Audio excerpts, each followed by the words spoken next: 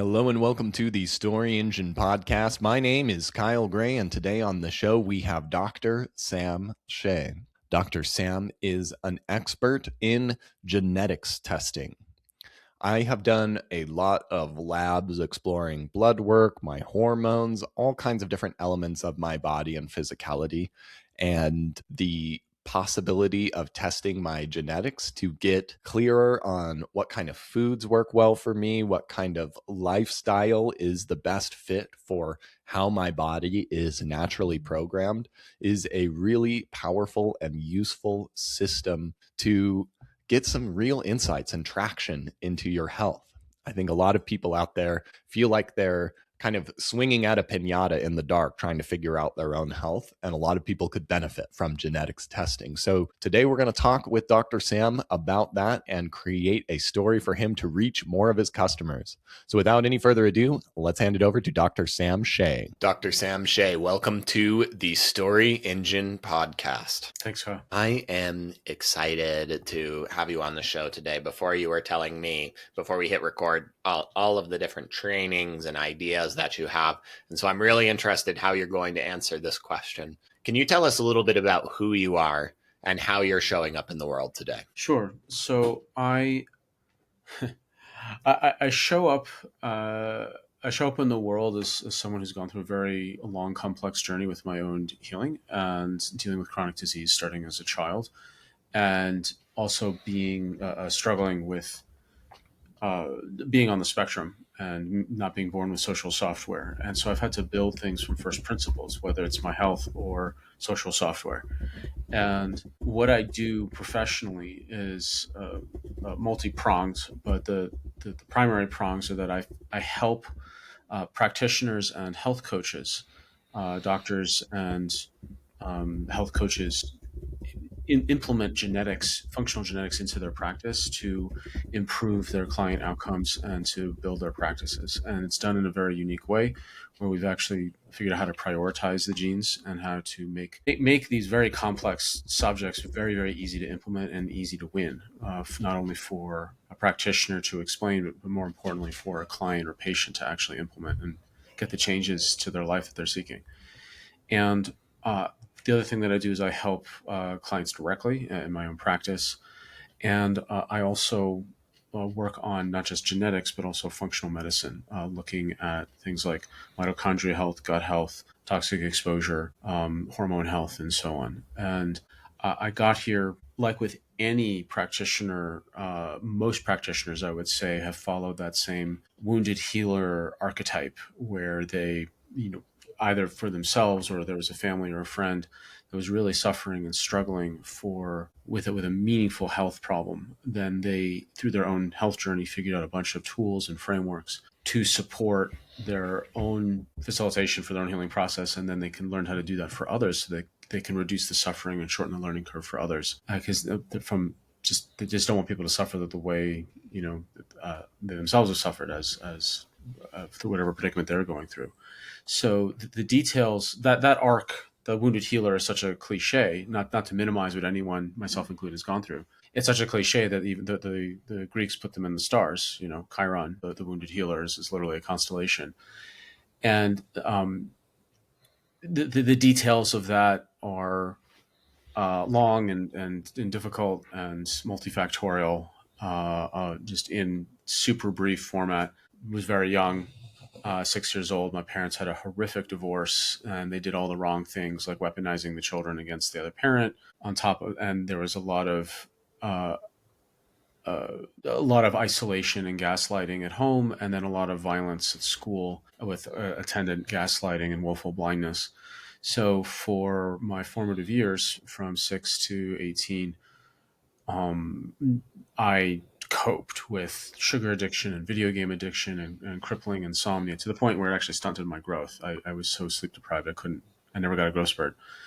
Really bad digestive issues, anxiety, depression, and lots of physical pain simply from the assaults I endured at school. And my parents, both being psychiatrists, thought that I was either engaging in attention-seeking behavior or had a SSRI deficiency. So the growing up, being terribly isolated, um, and not believed, I just decided in high school to take charge of my own life and my own health, and not believe the system my medical parents had thrust me into, and decided, instead of being the third generation medical doctor that I was ordained to be, I shifted into natural medicine.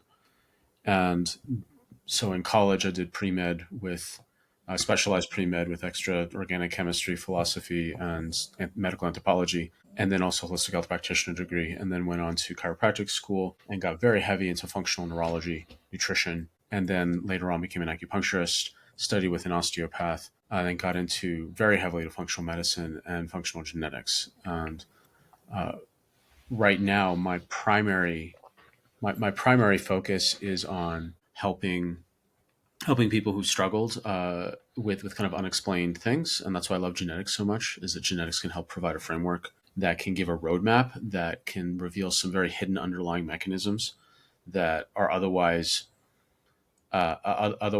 just concealed from everybody. And it's like, why was it I'm in the same environment and diet and I struggled, whereas other family members were fine, and it's just a difference of genetics. Mm-hmm. And then helping scale that out with other practitioners, so that it's not just me and my own practice, but actually to help other coaches and doctors to bring this technology and more importantly, the organization of how do you actually wrap your head around all these complex genetics in a very simple and sustainable and winnable way.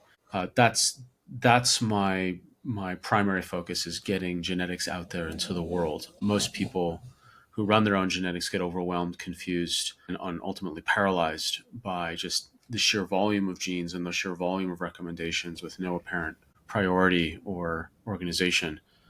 And instead, there's new options out there to make things much more simple. You mentioned genes being a hidden factor or something that most people don't consider. And I think something interesting is that your story started with a different factor that most people wouldn't naturally consider as a health problem. This was a deeply emotional problem at first for you that cascaded into a health problem. It was a mix. Well, just to clarify, it was a mixture of not just emotional. That was the most memorable part. But at the time, my parents, at age 7, they put me on a low cholesterol diet because they thought at age 7 my cholesterol was, quote, too high, and I was being given garbage for what we'll call it food, but it's really more like food products. So this was like junk breakfast cereal. This is SpaghettiOs for lunch. This was like just loads of carb pasta in the evening, candy bars, and so on. On top of that was the sleep deprivation, which certainly the stress contributed to that massively. And then there was the just sedentary lifestyle of just sitting at desks all day and then in front of a television the rest of the day. And it was a kind of and then the physical violence on top of that. So you have a convergence of physical issues, physical insults, chemical insults, and then massive emotional insults. And on top of that, I also got Lyme disease when I was at summer camp. And that wasn't ever considered as a contributing. I didn't find out that I actually had that until actually recently, that I've had Lyme disease this whole time as well. So you have physical, chemical, emotional, and infectious vectors that are all converging as a child. The emotional thing stands out because that's what was just relentless. Yeah. All the time. Well said and expressed. And I'm curious, this is a big problem for individuals. I think that what your story is not uncommon, and that there are young kids experiencing a degree of this, maybe not quite to the extreme that you did, but varying degrees of these varying things as it's quite common, especially like just the dietary things, maybe not as much, hopefully not the emotional things. But how I imagine this is a problem for many practitioners as well, seeing somebody with this convergence of many different things and not being sure where to start or what to work with, which is kind of one of the things I imagine understanding somebody's genetics might help you kind of take what's this really confusing batch of things that have been a health problem for a really long time and finding the right levers to pull first. Yeah, genetics find if people don't know where to start, I would start with a solid genetics test. And the reason why is that it's the most high value test anyone can run for their health without even a close second. The reason why is that the value of genetics doesn't decay over time, unlike, say, a thyroid test or an anemia test or a stool test or whatever it might be. There's value in that moment, but once the test is 3, 6, 9, 10, 12 months over past, then the value of that test it's not relevant, it's not current. It's helpful for comparison and it's helpful for historical understanding, but you can't make decisions based on that test necessarily. But with genetics, you have the data and the value and the practical implications of the genetics test for life. So you can run the test once and get incredible value going forward. And if people were to invest in one thing, then it would be that it would actually genetics by far is the most valuable thing that people can do. And what kind of decisions does this typically inform in somebody's health routines? Is this like, maybe I should get to sleep later? Maybe I shouldn't eat avocados? What choices Literally do just we did a make? stand-up set on the genetic sensitivity to histamine intolerance, and I, at great personal risk, in Boulder, Colorado, I mentioned a high histamine food is avocados. And so you tell California that avocados may have some downsides that will secede. The so with genetics testing, you can optimize your diet in 4 specific ways that you really couldn't get as easily from other means. So with genetics, you can identify if you're more genetically suited to a keto style, paleo style, Mediterranean style, or higher carb style diet. And that's from a different type of genetics technology most people don't know about, but is available. And one that I offer, it's looking at the copy numbers or the number of duplicates of the gene that make the enzyme that break down carbohydrates in the saliva. So people who've got, you can have between 1 and 20 copies. People with higher numbers of this gene, they can make more enzyme to break down carbohydrates. So if you can have 1 to 20 copies, I have 2. I have the second lowest you can have. Oh, And people who are more Mediterranean style, they have like 6, 7, 8. And I was eating a more Mediterranean style diet because that's what, bell curve biochemistry says is just, you should just do this thing because it's the average. But it wasn't working for me. I was having variable mood, energy, and digestive issues throughout the day. And then when I got my genetics back, within 1 week, my mood, energy, and digestion stabilized because it wasn't a carb quality issue, it was a quantity issue that I was eating too many for my genetic tolerance. So that's massive for someone's health and well-being for the rest of their life if they actually know what their genetic-based carb tolerance is. The other way that people can benefit from genetics testing is if they've got hardwired sensitivities or to caffeine, for example. Are they genetically vulnerable to caffeine-induced anxiety and depression? Which I have. I have the genetics for that. And now I had to have coffee. I had, air quotes, the only option I felt I had. I had a coffee habit starting at age 6, so I could stay awake to get to school because I couldn't sleep and school was super stressful. But coffee, I have the gene for caffeine-induced anxiety and depression. It doesn't matter how bulletproof I make the coffee. I can stuff as much coconut oil and cinnamon as I want in it. It still affects me. You can also genetically check for other trigger foods like histamine intolerance. For those that are not familiar, histamine is a branch of the inflammatory pathway where you take on water and get indigestion, headaches, fatigue from higher histamine foods. Some higher histamine foods include tea, coffee, preserved meats, preserved cheeses, old foods, avocados, shellfish, even citrus fruit. I think I mentioned chocolate, and several others that can't have been labeled as quote health foods, but are actually higher in histamine. For people genetically sensitive, these quote health foods are actually counterproductive. Other genetic triggers that people should know about for themselves: are they vulnerable to alcohol? Now, I don't think alcohol is good in necessarily any amount, but some people They're especially damaged by alcohol because it really does a number on their liver. Other people, they're genetically vulnerable to something called celiac disease, which is an autoimmune issue in the gut that's triggered by gluten. And you get celiac disease not just by eating gluten, but you have to have the gene that makes you vulnerable to celiac. So people should know if they have the gene for celiac, which means they should stay away from gluten. Mm-hmm. And it doesn't matter if it's like fermented or whatever. It doesn't matter. Just you got to stay away from gluten. And similarly, some people, I mean, most people know if they're lactose intolerant or not. I mean, that's one of the more common genes, but that's just part of a constellation of these other trigger foods. Other things you can learn from your genetics around diet is your behaviors. So some people not lack the gene, they have a variation on the gene where they don't feel full after normal amounts of food. So they tend to overeat because fullness is in the brain, not the stomach, and it's mediated by genes.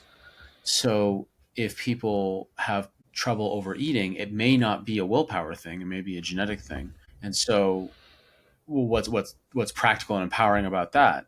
Some people might think, well, if I've got the genes for overeating, then I might as well give up. No, if you know what your genes are, Mm-hmm. then you can change your environment, not your willpower. If you know that you have a tendency to overeat and that's just hardwired, then change your eating and food environment as opposed to try to change your willpower. Same thing, some people are genetically overconsumers of sugar or they crave sugar. And if you've got the genes for that, then change your environment, not your willpower. It's because someone has a genes for craving sugar, that's not a carte blanche statement to go eat sugar. What that means is that people should make sure that their household is not within reach of sugary things so that willpower is not even an option to consider. You've just changed your environment. Other things that people can do around their diet is that they can genetically learn exactly what nutrients they need more of genetically, and if they need to be on a more anti-inflammatory diet. Because when I ran my genetics at the time when I was 35, I had joint pain in my hands and fingers like an 80-year-old man, and I had been doing functional medicine. I've been taking my gram of fish oil, blah blah blah, and this is still having this really scary joint pain. And genetically, when I got them back, I realized I was a hyperinflamer, which means that I produce way more inflammation from trivial stimuli than other people, and it happened to concentrate in my joints. There was an entire different protocol that came out of running genetics than running functional tests, because other functional tests, because I've been doing like a gram of fish oil forever. But according to not nutritional dosing, but nutrigenomic dosing, the combination of nutrition and genomics, you actually need at least 2 grams of fish oil to change how your genes express so that your overall constitution becomes less pro-inflammatory. The difference is if I take a gram of fish oil, it's like I throw those widgets into the existing machinery. But if I take over 2 grams of fish oil, I change the machinery. So now the machinery becomes much more anti-inflammatory globally. And that, within a couple months, all my joint pain went away and it's still gone. And that's from genetic information I couldn't have gotten from other tests. Other tests have value. I run other tests all the time. But like if we were to focus on one test and one test alone for people to get started with, it would be genetics, because these results just simply don't change. And I personally would like to know what's my carb tolerance, what are my food triggers, how am I genetically vulnerable to eating behaviors, and what type of anti-inflammatory diet and nutrients that are unique to my genetics that I need to follow for the rest of my life. And then that's diet. I mean, then there's also genes on exercise, like what's your optimal exercise, ways of recovery, and other things. How far along in your journey of working on your own health did you discover genetics? Well, I discovered it when I was 35, and I had started my health journey when I was about 16. So it was about 20 years in. It was deep. 20 years, way too long. What did you learn? What was the first thing you discovered about yourself? From genetics? Yeah. I mean, I remember exactly where I was. I was at an acupuncture conference in the South Island of New Zealand, and I looked at my results when I got back home, and I honestly just sat and cried for an hour, and because I finally had answers and I had a way out. When I saw my genetics, I just saw why I was suffering so badly growing up. Yes, I had a lot of negative inputs from emotional stress, physical assault, chemical toxicity, and infection, but that my genetics showed me that I was uniquely vulnerable to such things. particularly inflammation. And what that showed me was that I wasn't crazy, that I actually had answers in front of me, and then more importantly, had a way out, like I described with the diet. I mean, just two examples: the joint pain that was caused by inflammation, and the shift in my digestion, mood, and energy. So from changing my diet accordingly. So what I found out was, number one, I'm a hyperinflamer. Number two, I was eating the wrong diet. I had great quality, all organic, local, all this other stuff. I knew the names of my farmers and their chickens, blah blah blah. I was eating the wrong diet. I shouldn't have had caffeine. I was trying to bulletproof all my coffee, and it was completely backfiring. I was in denial. I was conflating anxiety for energy. And then when I saw my genes, it's like, okay, I can't live in denial anymore. I keep trying to hope that this coconut oil coffee mixture is going to help me, which it wasn't. So I stopped that. I learned that I had been doing supplements wrong, and that there were certain supplements that I just needed more of, like fish oil, for example. I learned that I'm sensitive to histamine. I learned that I absolutely need to stay away from gluten because of the celiac issue. And I learned that I also, my sugar cravings and sugar addiction were not just emotional anesthesia. It was actually genetically hardwired, that I had genetic risks to craving sugar and over consuming sugar, and also to overeating. So the eating disorders I had growing up, they were compounded by I had an underlying vulnerability from my genetics, and then they were triggered by all the duress that I experienced growing up, and then had tons of sugar within reach based on what my parents had made available. So before you discovered this, what judgments did you have about yourself? I'm a scoundrel. I can't be helped. There's a family-friendly show, so I won't share my deepest ones. Okay.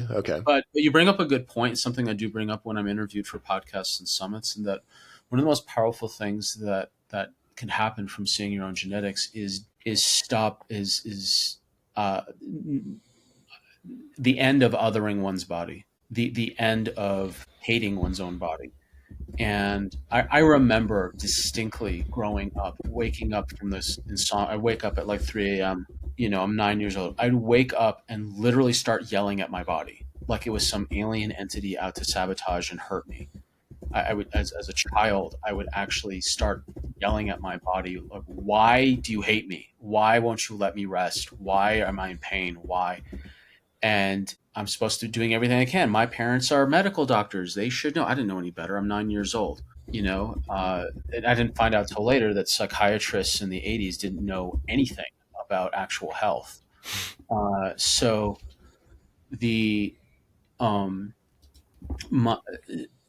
I got my genetics back, I actually forgave my body, because when I looked at my genetics, I realized that my genes weren't wrong. They were mismatched for the current environment. And so some people may ask, well, how can being hyperinflammatory be a positive thing in any environment? Well, when in doubt, go back to evolutionary psychology and evolutionary biology. The point of inflammation is to repair damaged tissue and to kill any pathogens or infections that may have been introduced into an injury. So if I'm a hunter-gatherer back 20,000 years ago to 200,000 years ago, we're out hunting an animal 10 times our body weight, and all we have is a tiny stick.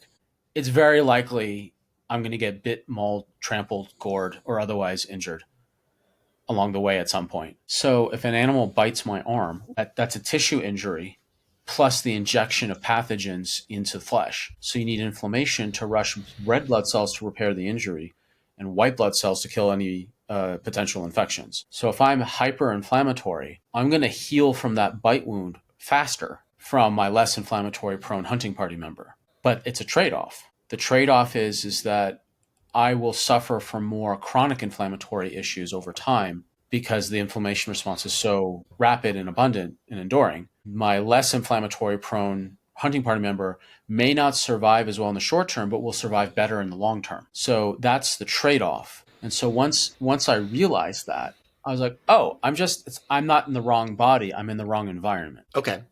Now, fast forward for me to the opposite frequency of experience of I'm in the right environment. When have you felt the most in the right environment of your life?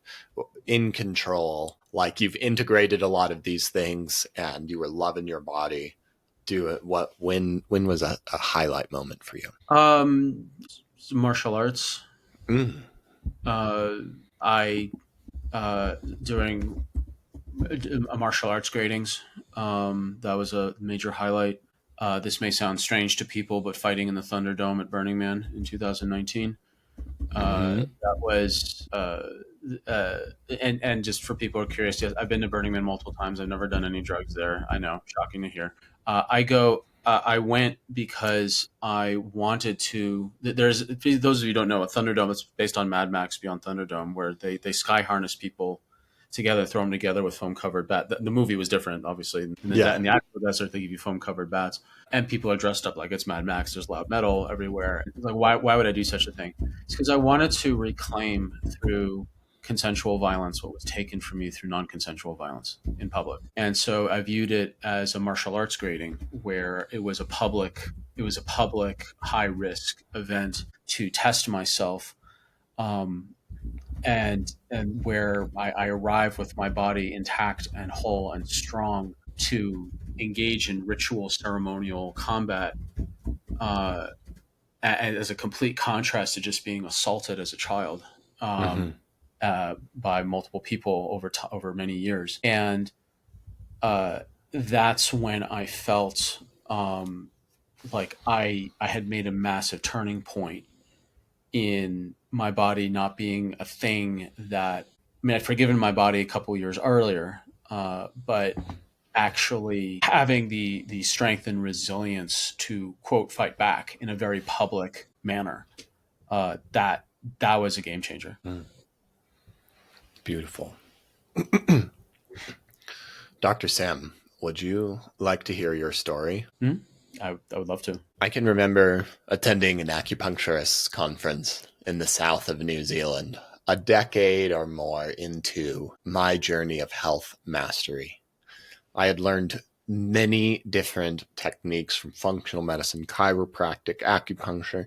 I knew so many things. I have dedicated my life to this. And sometimes, despite all of this hard work, I sometimes felt like a fraud. I was doing what I thought were all of the right things, but I was still struggling with a lot of the problems that I had had with my health since I was a kid. I still felt like I was awake at 3 a.m., 9 years old, yelling at my body like it was my enemy, trying to force it to work with me instead of knowing how to love it and work with it. I tried many different protocols and techniques and supplements. Some worked for a while and then kind of faded away. Some made me feel worse, but some seemed to work for some people who I was working with that didn't work for me.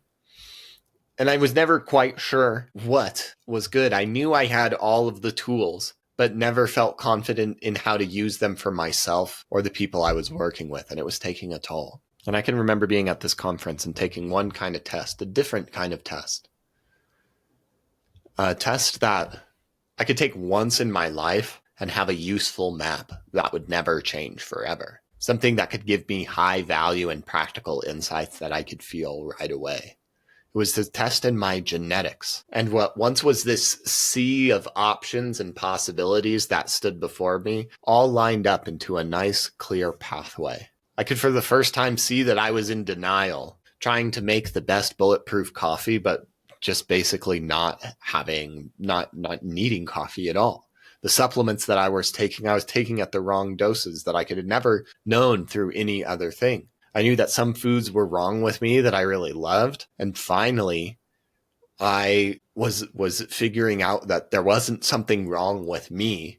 I was just not meeting my body where it needed to be met.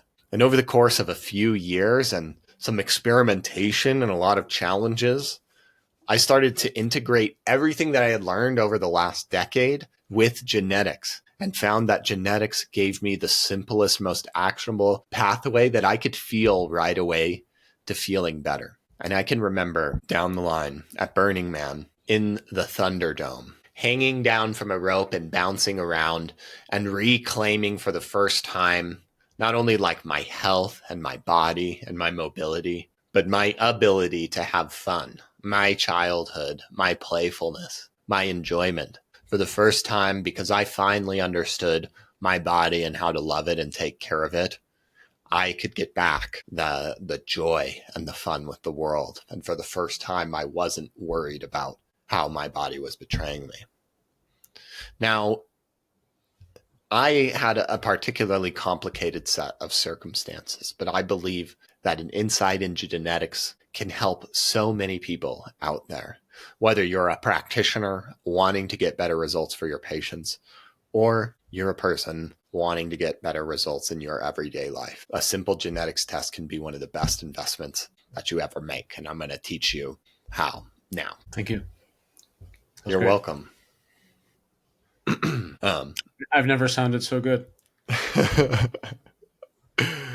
It's fun. You have all the pieces there. You have a great story, and I love the Thunderdome, and having fun and being able. It resonates a lot with me as I've had a lot of health journeys of my own that we can talk about another time because I'll bore the audience.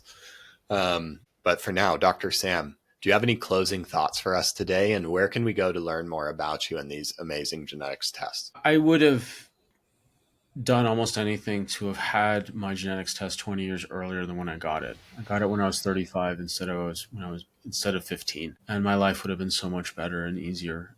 I just really wish that this is widely available to anyone that wants it, and so that's why I'm wanting to scale this out to practitioners, whether you're a doctor or a health coach. I really, really, really would like this to get into the hands of as many people as possible. It's genetics is the single most valuable test anyone can do for their health without even a close second, because you just run the test once and you got the value for life. And if people want to, if you are a health coach or a doctor or a clinician or practitioner, and you want to learn more and get involved with running genetics in your own practice, then you can go to fitgenesusa.com, FITGENES USA.com, fitgenesusa.com. Or if you're not a practitioner of any type and you want to just get these genes run, you can go to my website, drsamshay.com, and there's the DNA decoded link there on the website, and you can get your genetic test. Amazing. Dr. Sam Shay, thank you so much for joining us today on the Story Engine podcast. Thank you, Kyle.